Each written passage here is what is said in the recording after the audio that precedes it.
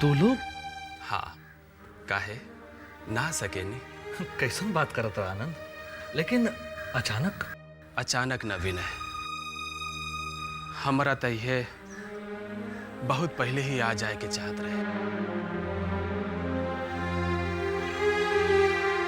लेकिन हम समय के आगे मजबूर हो गए रहने। आंख पर पर्दा पड़ल रहे, अब आंख खुलल तो हम आ गए। हम समझने ना तू का कहल चाहता रहा। सब कुछ यह पूछ लेबा कि अंदर भी बुलाइबा? अरे बात में उलझ के भूल हो गई, माफ करिए। अब आवा आनंद, अंदर आवा। अनीता अब अंदर आवा।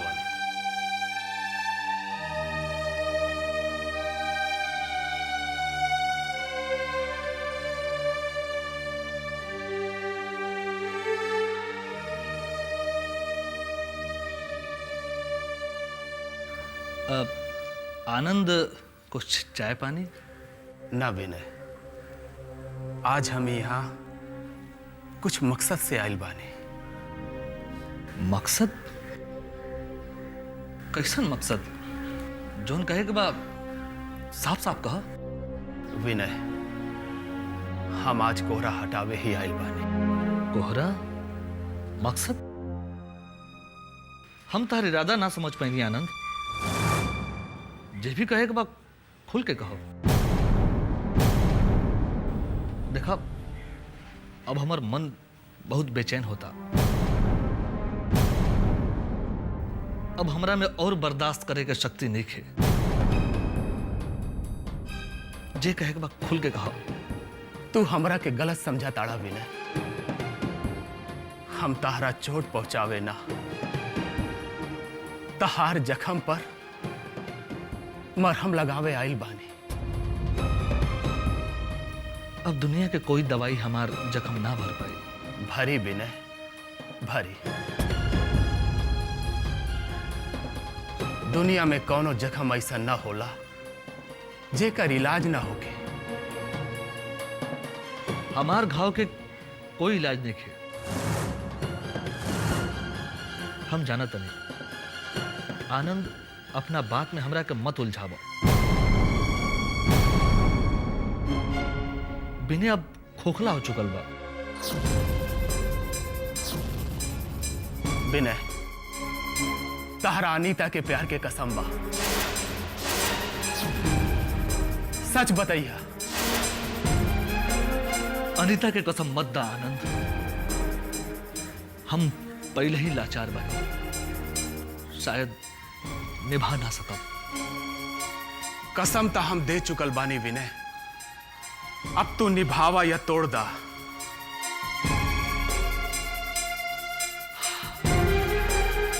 चलो, हमार किस्मत में एगो और कष्ट लिखल बा, तो इहो झेल ले। पूछा का जानल चाहता? विनय, तू हमरा सामने स्वीकार कैले बाड़ा कि तू अनीता के कॉलेज के समय से ही चाहत रहेला।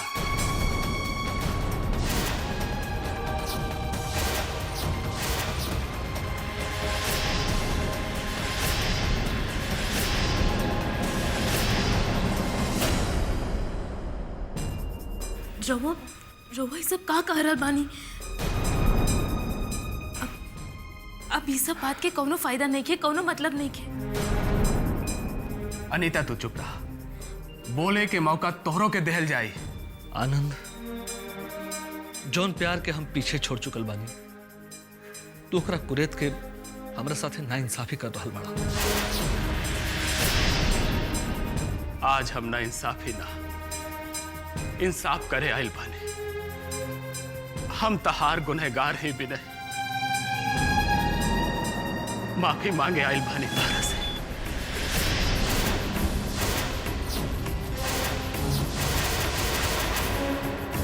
इका कहा तारा आनंद, एमे तार कोनो गलती नहीं है। बा विनय बा, सब हमार गलती बा। अगर हम शादी के समय ही इनकार कर दे ले रहती,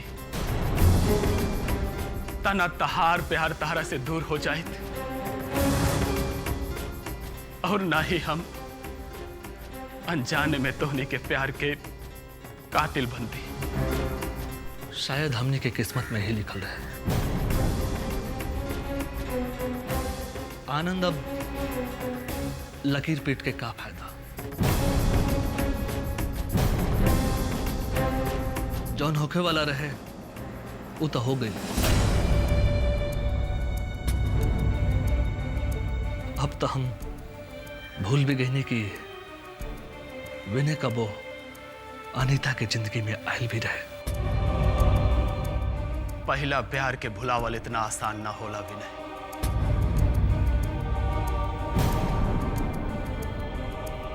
गौर से देखा अनीता के आंख में आज भी तारे तस्वीर बसल बा। देखा एकर मतलब रवा हमरा के इहे वजह से यहाँ ले आयल रहनी।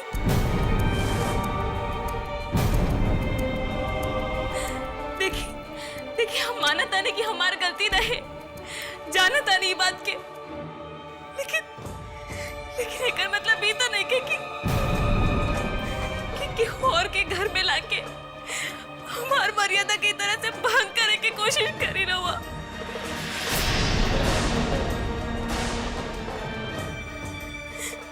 ई दूसर के घर ना अनीता, तहार आपन घर बा। हाँ अनीता, हम आपन भूल के प्रायश्चित करे आइल बानी। विनय हमरा के माफ करता भाई।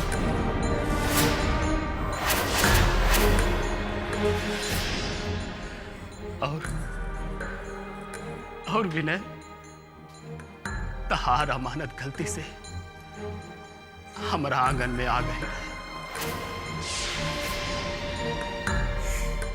हम वो अमानत के सही सलामत लौटावे आइल बानी।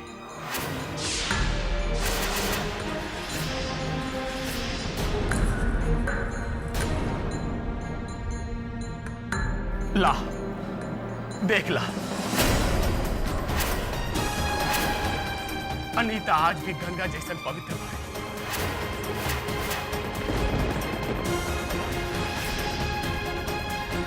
स्वीकार कर ला अनीता के विनय,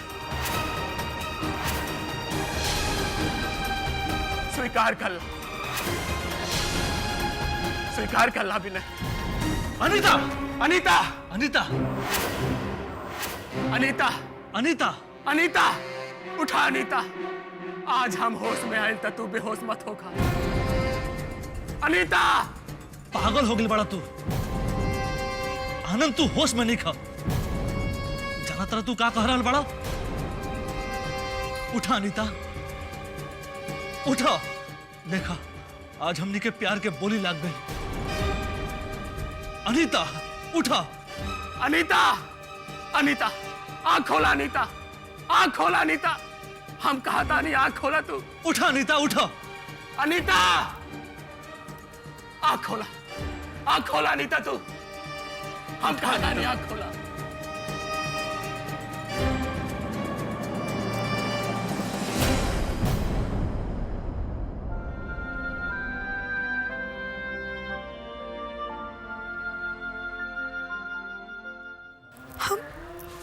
हम कबो ना सोच ले रहने की कि रवा खुद हमारी सिंदूर और मंगलसूत्र के ऐसे बेइज्जत करब। कबो ना सोच ले रहनी अनीता के घरे जाके रवा छलनी कर देनी।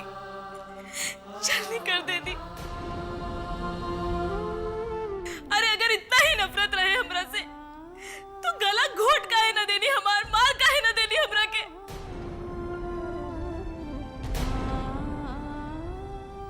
हिम्मत ना रहे था हमरा के कह देती। अनीता राउर एक बात भी कबो टाल लिया जी आज टालती।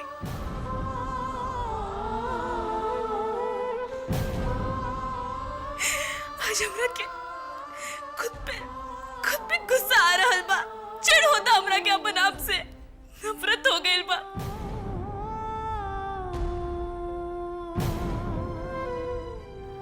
अगर हमार एक अपराध के इतना बड़ा सजा मिले वाला बा हमरा के मालूम रही था तो हमें दिल के धड़कने से पहले ही एको खंजर से ओकरा के कुरेद कुरेद के निकाल के फेंक देती एकरा निकाल के।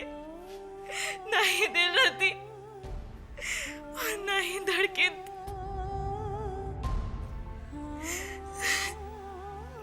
विनय, अगर हमरा के खबर रही कि हमने के प्यार के इतना बुरा अंजाम होगी तो कसम हो बाबूजी के जेकर पगड़ी के इज्जत बचाने खातिर हम अग्नि के साथ फेरा लेत रहनी। हम उहे आग में कूद के अपन जान दे देती, मर जाती हम।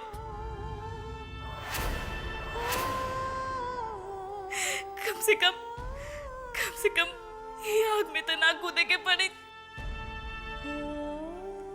ये आग से तो बच जाती। रोआ तो हमरा के इतना नीचे गिरा देले पानी की धरती के कोख में भी हमार माटी के जगह ना मिल सकी, कबो जगह ना मिली हमार।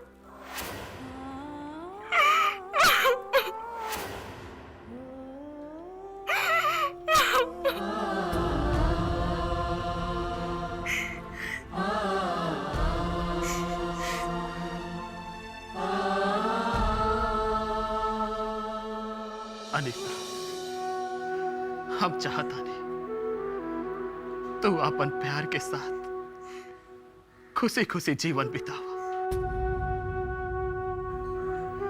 हाँ अनीता,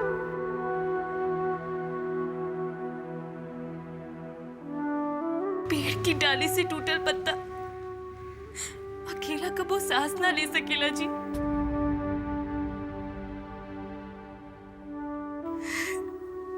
रोवा शायद ये बात भूल रहल बानी कि हमनी के ब्याह हो चुकल बा। अब कुछ ना हो सकेला, कुछ ना। एगो औरत के मांग में जब केहू के नाम के सिंदूर चढ़ जाला, जब वो केहू के नाम के मंगलसूत्र पहन ले ली, ओकरा बाद केहू और के बारे में सोचल पराये मर्द के बारे में पाप होला, अपराध होला।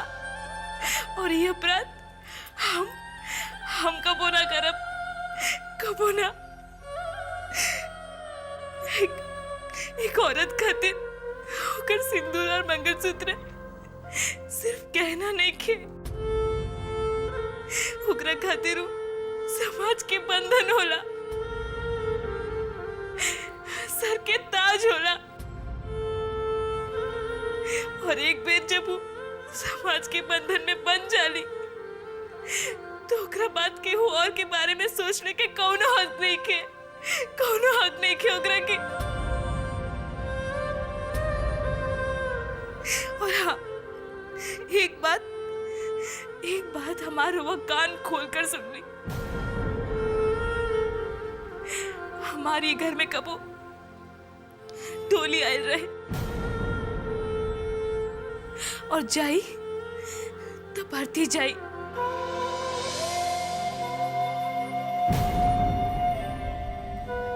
ये घर में हमार भी उतना ही हक बा जितना कि रउर। हम वो घर के सदस्य बानी, बस हमरा पास एक हक नहीं के, वो हम हाथ छोड़ के विनती करत बानी कि हमरा के वो हक दे दी। तो घर के कोना में अपन दिल में तनी सा जगह दे दी हमरा के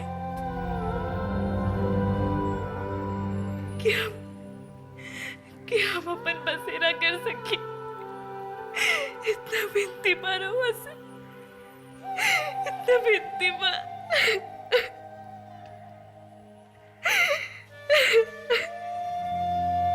आनंद बाबू, अभी तक तो तू गुनहगार ना रहला, लेकिन अब तू गुनहगार हो जीवा समाज के। समाज के नियम के झुठलावे के चाहता रह। अरे हम नाकाम प्रेमी बन के जी सकिला,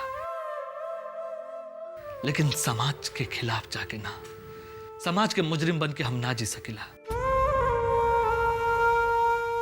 अरे लोग हमार हाथ के छुअल पानी पियल भी गुनाह समझे। समाज में हमार हुक्का पानी बंद हो जाए ना, हमरा समाज से लड़े के ताकत नहीं के ताकत हमरा समाज से लड़े के। लेकिन तोहनी लोग के प्यार के का होगी? कैसे भुला पाइबा कि तू लोग कभी संग जिए मरे के कसम खैले रहला। आनंद बाबू, हमने के प्यार तहार और अनीता के ब्याह के विधि में चल के खाक हो गए। आनंद बाबू, अब कुछ नहीं के बचा। तो कहत रहा ना कि अनीता के आंख में हमार तस्वीर बसेला, तो तू खुद देख ला कि अनीता के आंख में के बसल बा। तारा दूर दूर तक विनय के तस्वीर ना दिखाई दी, ना दिखाई दी तारा विनय के तस्वीर। कसम बा हमरा अपन बीतल प्यार के कि अगर हमरा महसूस भी हो जाए ना, तो अपन यही अंगुरी से वाक के नोच लें जबकि अनीता के सपना देखी, और ओकरा बाद हम अपन सांस के भी खत्म कर दे। और अगर हमार दिल भी कभो अनीता खातिर धड़की, तो सीना चीर के उस दिल के टुकड़ा टुकड़ा कर दे। लेकिन हम का करी विनय? बोला अनीता, हम का करी? हम अपना आप के कैसे समझाएं कि हम गुनहगार नहीं की? हम जब भी अनीता के आंख में लोर देखा तानी, हमार जमीर हमरा के धिक्कारेला। हम अनीता के होठ के हंसी लौटावल चाहतानी विनय, हम अनीता के होठ के हंसी लौटावल चाहतानी। एकर एगो और रास्ता बा। कौन और रास्ता नहीं के विनय? बस तू अनीता के अपनाला भाई, तू अनीता के अपनाला। एकरा पहले हम अपना आप के खत्म कर दे। मौत एक बार धोखा दे गई, बार बार धोखा ना दी। आनंद बाबू, अनीता तोहार रहली और तोहारे रही है।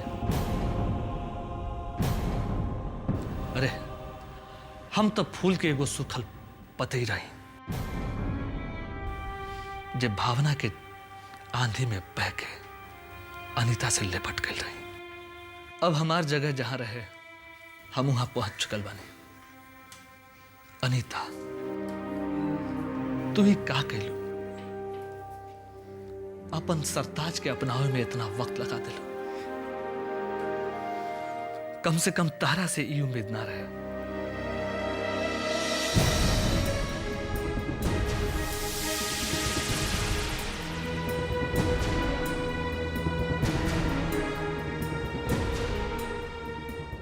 अनीता तारा बिना जिए के सोच भी ना सकेली।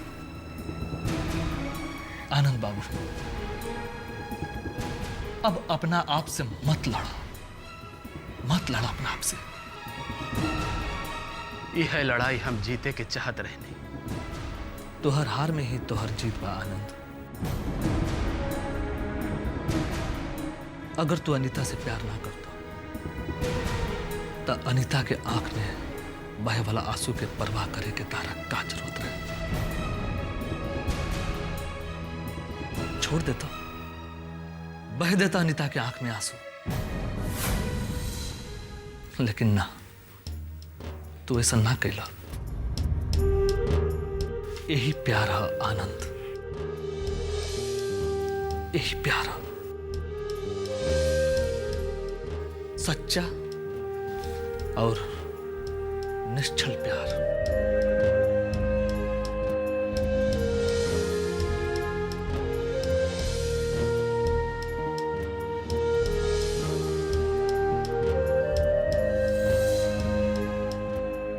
और तहार प्यार? प्यार पावे के नाम, निभावे के नाम हो। हम प्यार के एहसास के सहारा लेके जी ले, लेकिन आत्मग्लानि लेके ना जी सकिला। सच विनय, तू महान बाड़ा। तहार दिल हिमालय से भी बड़ा बा। पहले तो हम सोचत रहनी प्यार में नाकाम होके इंसान टूट जाला, लेकिन आज पता चला कि नाकाम होके भी इंसान कमजोर ना, मजबूत होला। आग में तप के ही सोना कुंदन होला। विनय, आज आनंद के सिर तहरा प्यार के आगे झुक गए। हमार प्यार के मोल तहरा प्यार के आगे कुछ भी नहीं के। आज हम सीना ठोक के कह सकता नहीं कि प्यार के परिभाषा जाने के बाद तब विनय से जाना।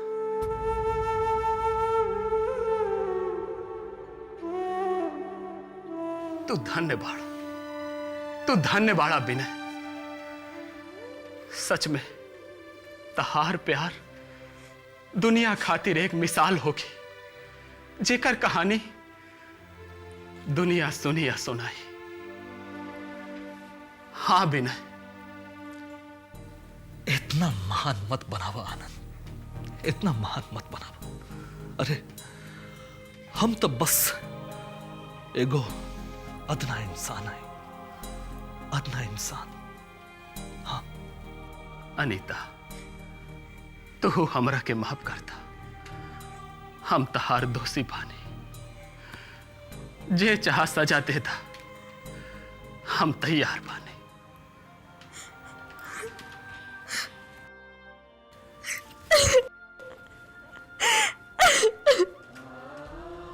नहीं जी, वैसे मत कही।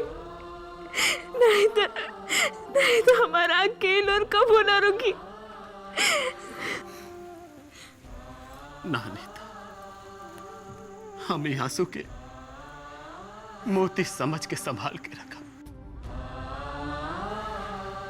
अरे यह तो वो आंसू बा जेकरा में नहा के हम तो निर्मल और निश्चल बन गए।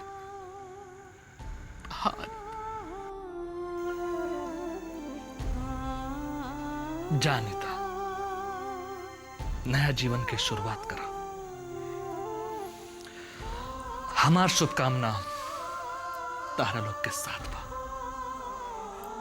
जा जानिता।